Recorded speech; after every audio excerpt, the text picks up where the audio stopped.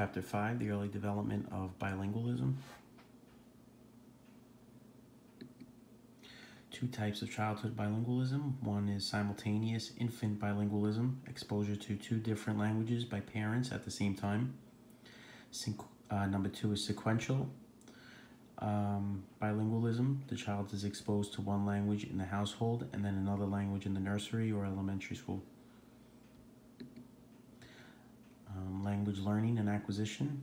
Language acquisition is the subconscious, and it means to acquire successfully two languages from birth, and the babies must be able to differentiate between the two languages and effectively store the two languages for both understanding input and speaking output. They are unaware of grammatic rules and picks up what feels good to them. Language learning is not communicative. It is the result of the direct instruction in the rules of language. Students have conscious knowledge of the new language. There are three types of simultaneous early childhood bilingual acquisition. You have one parent, one language, which is OPAL, one language, and delayed introduction to second language.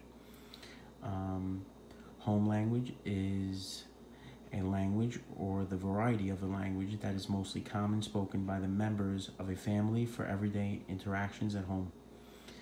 Delayed introduction to second language is basically the parent delays exposure to the dominant language.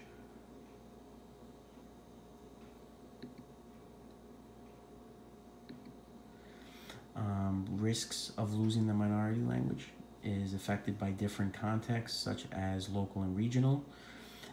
If parents do not speak the both languages at home so that the child is used to both languages.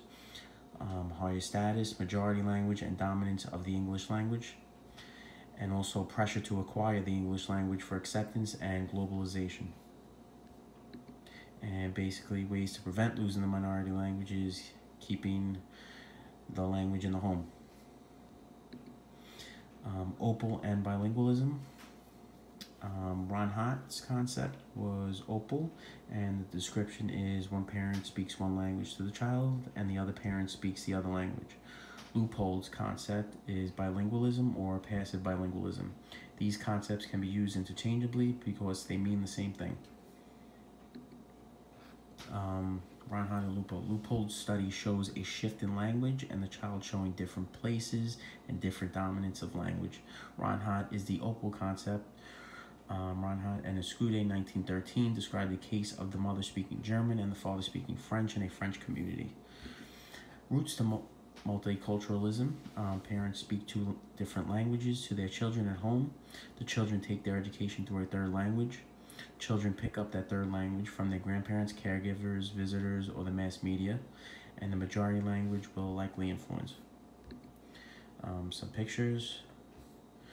And code switching, there are 6 of them. Emphasis, which means switch is made when a word needs to be stressed or central. Substitution, when a person has no knowledge of a word, phrase, and language, and the person then substitutes that word with a word or phrase, and that person is more familiar with. So say a student says libro, an Italian word for book, because they do not have knowledge of the word book in English. Reinforcement is used to make a request. Clarification is repletion of one language, then clarifying in another language. Interjections means to change language of conversation by introduction in conversation. Pictures of code switching. These are some videos on YouTube, and the closing slide, and citations, and a video. And that's it.